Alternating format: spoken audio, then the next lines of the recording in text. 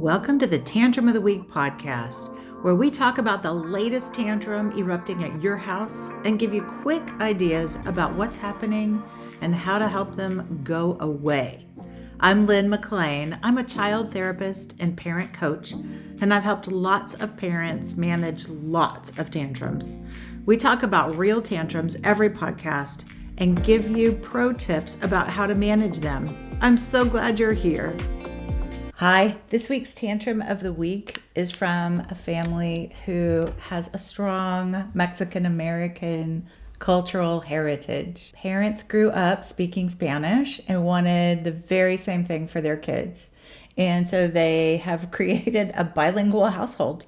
Their little one speaks Spanish fluently and English fluently, and extended family come and go. And everybody is conversing and interacting in both Spanish and English a lot of the time. However, on one evening, Grandma was over for dinner and 6-year-old Sophia was talking with her. Grandma asked Sophia a question in Spanish, and all of a sudden Sophia just exploded and yelled, "I don't want to talk in Spanish right now," and ran out of the room crying. Everybody was stunned. Mom was embarrassed.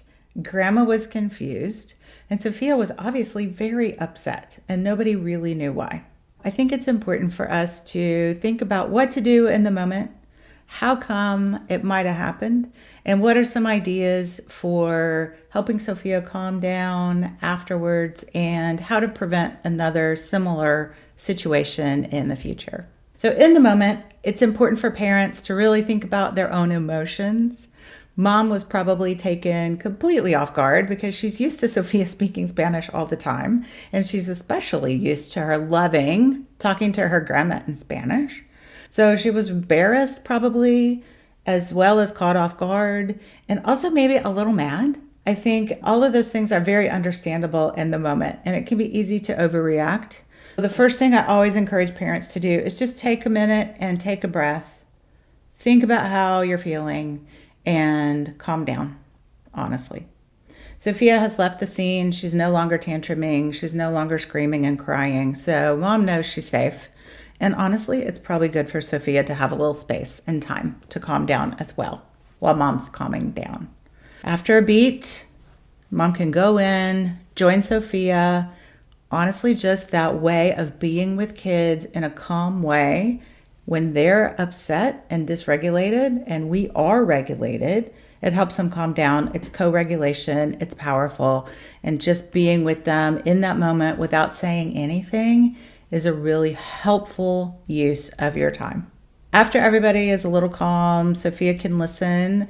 I think it's important for Mom not to ask a lot of questions. Sophia may not know the answer to them anyway. I think we are curious about what happened. What happened? Why did you act that way? Grandma asked you a question that you knew the answer to in Spanish. You're not supposed to run away from the dinner table like that. Sophia probably can't answer questions about why she did any of that because honestly, she may not know in that moment. She may not be calm enough to even be able to articulate it if she can get there in the first place. So I think thinking about just joining her, that was really hard. You just want to reflect her feelings, validate them, be calm, and let her get back to her center. And she might be able to tell you, "Oh, I didn't know that word that she asked me," or "I was tired. I didn't want to talk in Spanish. I wanted to talk in English." Who knows? But it really just gives her a chance to calm down. When we zoom out and think about the reasons why the tantrum may have happened, why she may have had this reaction, it is important for us, I think, to know that this is not uncommon at all. So families who have this strong cultural heritage and this rich identity can think that their kids can just seamlessly adapt and enjoy what they enjoyed as children. And sometimes that's just not the case. Sometimes there is a mismatch one day between what a parent was expecting or anticipating and what a child was feeling. So you're not alone. A lot of families have this and in lots of different areas. So that can help you, I think, have some comfort that there's nothing wrong with your kid. It's just something that happens sometimes. Another idea that we could have is that even though a lot of 6-year-olds show up like a 15-year-old, It can be a little tricky sometimes, cognitively and executive function wise, for them to switch from one language to another.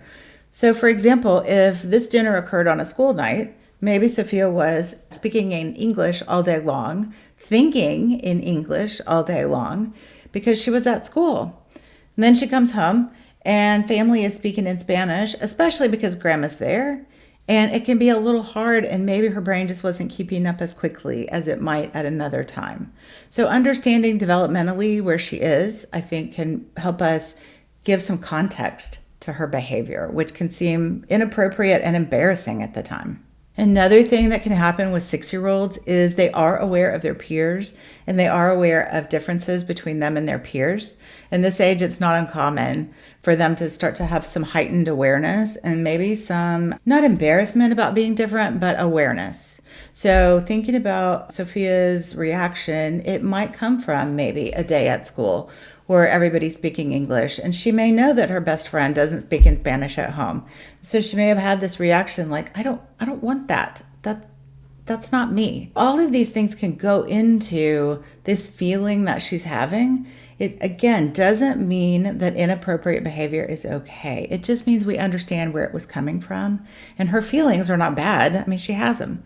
So it helps us to understand them and to reflect them in a way that helps her. Because as I mentioned before, she may not be able to articulate why she felt this way.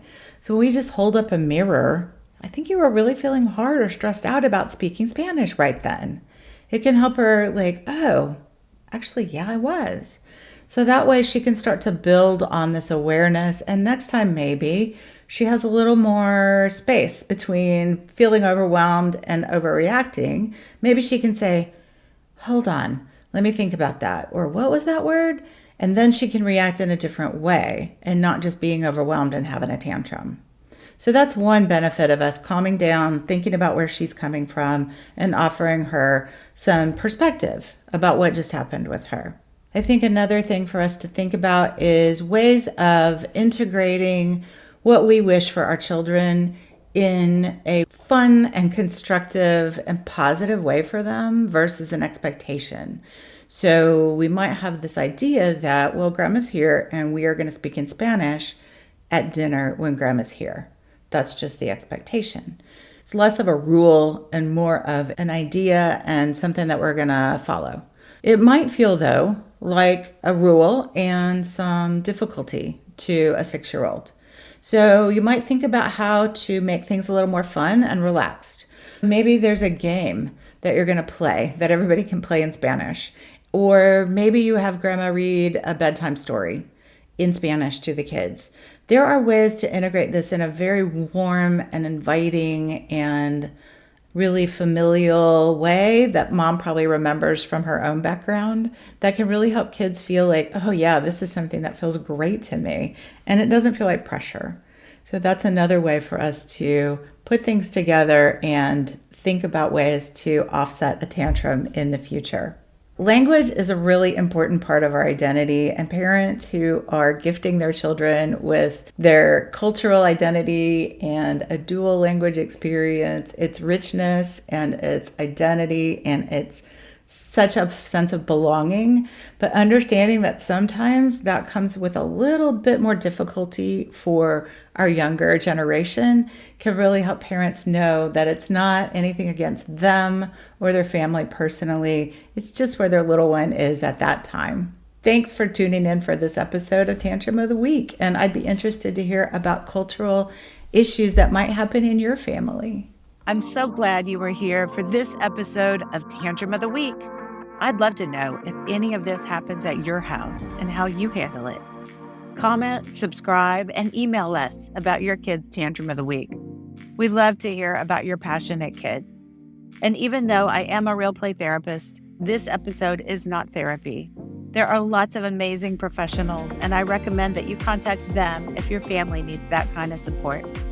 Be sure to grab your free copy of Why the Latest Parenting Trends Aren't Working for You and What You Might Try Instead at the link in the show notes. And be sure to send us your kid's Tantrum of the Week. We just might feature you on an upcoming episode. We'll see you next time at the Tantrum of the Week.